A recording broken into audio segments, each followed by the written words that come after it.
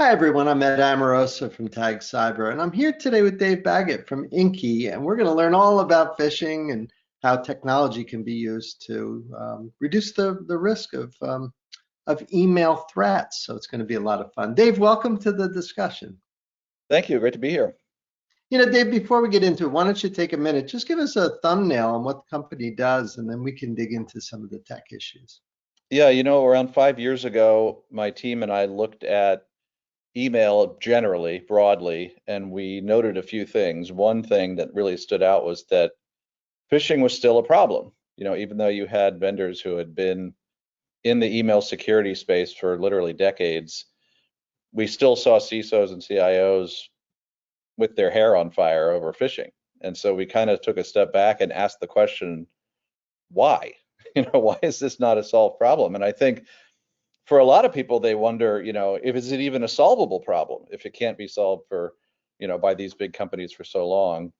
And so we did a lot of foundational work to understand what really is phishing, how does it work, how does it fool people, what's the mechanism by which it works, and then that led to us looking at a bunch of machine learning work that was done primarily in academia in the 2010s decade, and how we might apply that to this phishing problem to not only be able to block phishing emails, but to be able to give users guidance that appears right next to the mail they're looking at, right in their inbox, that will help them make better decisions on cases that might be borderline cases where the software just can't prove the mail is legitimate or not, but maybe the human can. And so we kind of think of what we do now as we fall sort of in between pure mail protection, like a secure email gateway, and pure phishing awareness training. We're sort of in the middle because we give people guidance on the mails they're receiving. And we like to think, well, this is helping empower users, making your users kind of into superheroes at identifying phish. So they're not just doing it by themselves. So Dave, INKY's an interesting company. You guys have been around a while, and I know you've focused on a number of different aspects of the email ecosystem. Just give us a brief summary of the corporate history leading up to now, where you guys are doing quite well and have gotten some nice funding and created a lot of buzz in the industry. Tell us about the company. Yeah, thanks. Yeah, so my background was AI. So I was in the PhD program at MIT at the AI lab. Then I did a foray in video games. I was one of the two developers, one of the two programmers on Crash Bandicoot, which was kind of the Mario game for the Sony, the very first Sony. Now we're on PlayStation 5. Um, then with some other MIT folks, did a travel search engine, which is now Google Flights. So I have a very kind of hard tech AI search background. And after the sale to Google, I really became interested in the email space because email is just, as much as we might not like it, it's so pervasive. I kind of joke that, email's like the plumbing under Manhattan.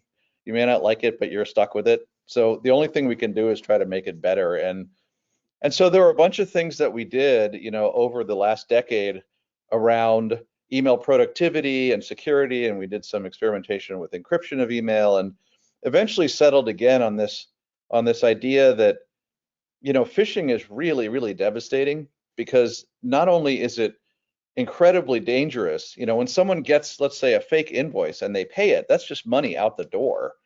But also it's just so easy for the attackers to do and so inexpensive. If you look at the Verizon report, they do an annual report on sort of the state of the security industry. I think they estimate 91% of incidents start with a phishing email. So it sort of stuck out to us as this is the most important problem, not only to solve around email, but probably to solve in cybersecurity. And we also recognized it was a hard problem. So we like things that are hard because it's not so easy for someone to come along and just copy what you did. It gives you some defensibility, right? And it gives you some period of time where even the big tech guys are not going to clone what you did. And so that was appealing too. So we looked at, again, sort of looked at email in general, then narrowed into more security issues of email, and then from there focused very heavily, probably 5 years ago now, on phishing. And we really do all of the functions of a secure email gateway now, so we don't just do phishing. But obviously, phishing is the wedge issue. Phishing is the thing people really care about. That's why they come talk to us. That's why they've heard of us. Now, Dave, just about everybody understands the way a human being would visually inspect an email. You try to figure out who you think the sender probably sort of is. You Right. look around, you see evidence of this or that, and it's a very imperfect process. It's interesting. One of the original concepts of AI was to mimic human behavior, Yeah, but make it better. right. Is that, in this sense, is that the way to think about what you're doing? Maybe you can expand It on is, yeah, the basic it is. algorithm. And I sort of set up at the beginning this question of why aren't the incumbent vendors solving this problem? And the realization we had was, frankly, the incumbent vendors and pretty much all other mail security systems are predicated on this idea that you can distinguish good content from bad content. So there's this idea that originally in the 90s, good content was mail you wanted, bad content was spam, right? And then attackers started getting clever and started sending malware. So now bad content includes mail that has malware. So the problem, and this gets exactly to your framing question, the problem is if I'm an attacker and I want you to believe that I'm Microsoft, a brand that you trust and you know, it's very easy for me to do that. I just take a real mail I got from Microsoft, change one little thing in it, and resend it to you. Now realize what that means. That means the content is basically identical to the content of the real Microsoft mail. So our insight was there is no machine learning or algorithm or regex or search engine or anything that's going to distinguish between things that are visually identical to the end user, where there's not really any difference, right? What distinguishes phishing, and this was kind of the key insight, what distinguishes phishing as being bad is there's a disconnect between the apparent sender, and you talked about, the person looks at the mail and they, well, who does it look like it's from or what brand? We call that the apparent sender. If the apparent sender differs from the actual sender, that's indicative of a forgery, right? And a forgery, essentially, we don't really care what it's trying to do that's bad. It's just intrinsically bad. So when humans look at the mail, as you said, they try to scrutinize the from line and look at it closely. What they're trying to do is this mail really from the sender it appears to be from? In other words, is the apparent sender the actual sender? And so this made us realize two things. One, to do this properly with software, you'd have to have human level accurate assessment of who the apparent sender is. In other words, the machine is going to have to be able to figure out, oh, look, this appears to be from Microsoft. And it's worth reflecting on the fact that you as a human can do this without even knowing it's hard.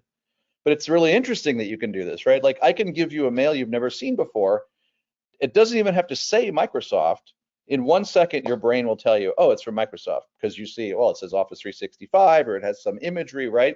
So there's all kinds of visual signals that your brain processes to tell you, oh, it appears to be from Microsoft. On the first hand, we recognized we had to replicate that in the software, at least mimic it, to make the software able to sort of visually see the mail almost like a person and determine, well, if I gave this to a person, who would they think it's from?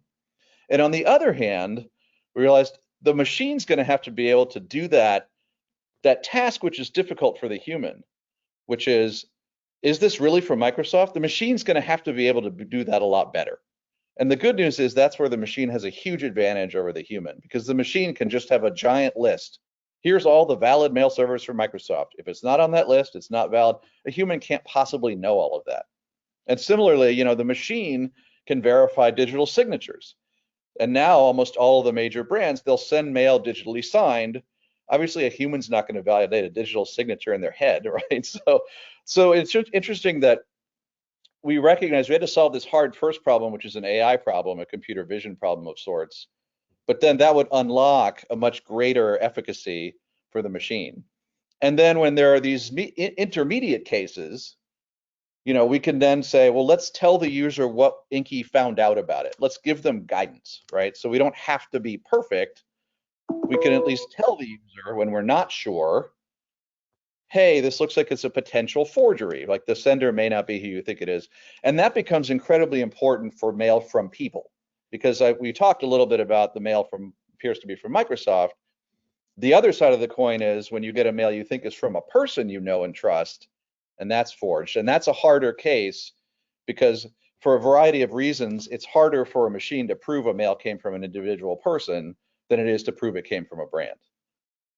I mean, the concept of proof here and all of this really is a big probabilistic kind of activity, isn't it? I mean, for people who might be less familiar with how machine learning works, should they think of this almost like a big point system where, you're looking at all this evidence and getting it to some threshold and deciding, all right, at this point, I'm pretty sure is it sort of work like that, or is it, Yeah, I mean, well, we how use should we use people think really about two this? we use two different kinds of techniques for the two different kinds of impersonation. That case one of the brand impersonation and case two is the individual, where it's impersonating an individual. The case one, the machine learning, is more the sort of thing that you use when you use something like Google Photos, and you can search in your Google Photos, find me pictures of dogs in my photo album, right? That's using deep learning. It's using pre-trained models that have been trained to recognize certain kinds of imagery, certain kinds of visual signals.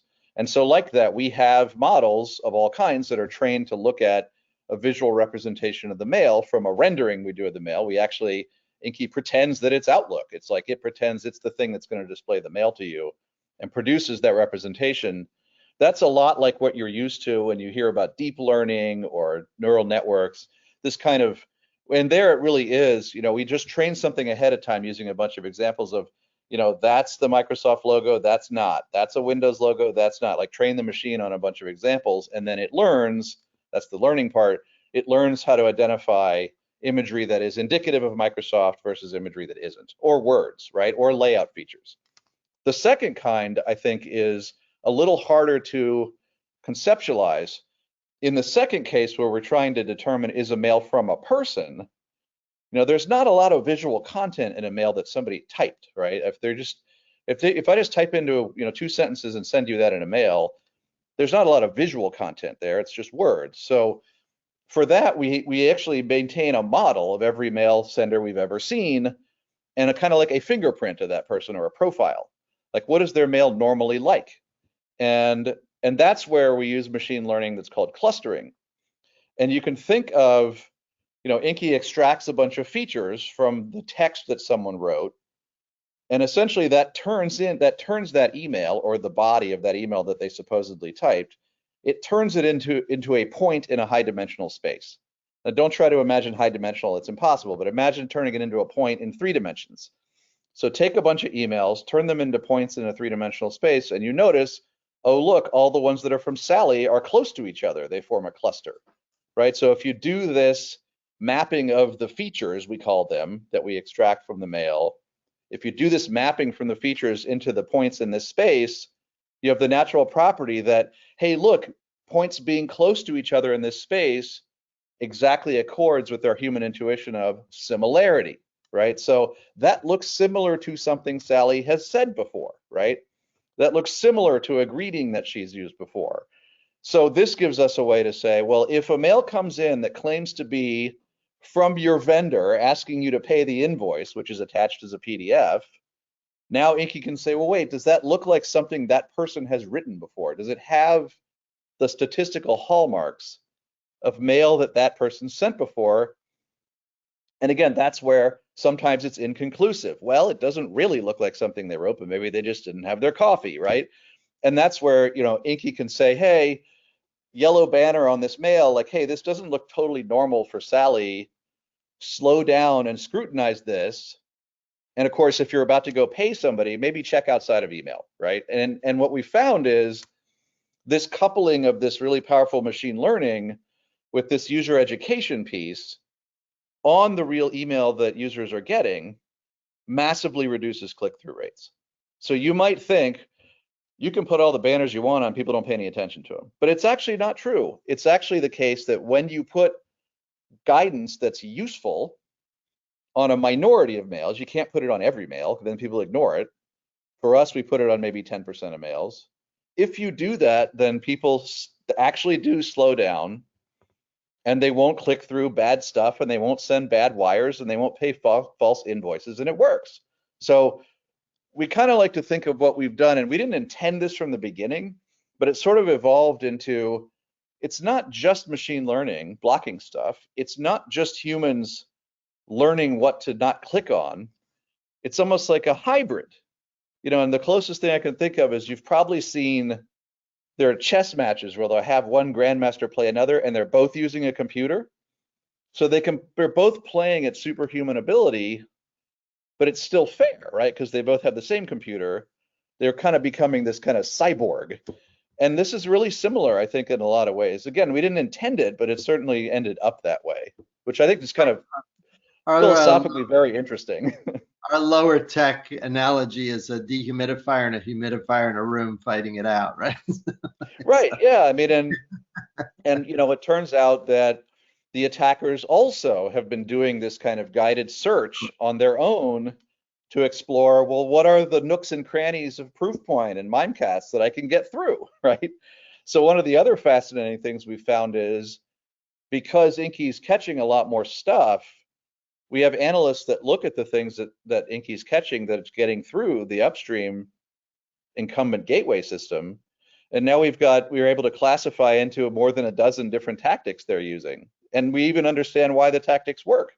Interesting. Hey, how are customers responding to this? What sorts of sectors are you doing well with? Or is this for companies of all sizes, sectors, and is Yeah. this anybody uses email? What's been your experience in the marketplace? Yeah. I mean, one of the really good aspects of this problem for us is that you don't have to be a CISO to know phishing's a problem. You Yeah, don't have to right. be a large enterprise to know phishing's a problem. You don't have to be a large enterprise to use a product like this because it's just something that starts showing up in your mail as guidance, right? So one of the things that we've found is that this really appeals to companies from tiny to enormous. So we've got customers that are like 2 mailboxes and all the way up to, I think 350,000 mailboxes for a large multinational bank.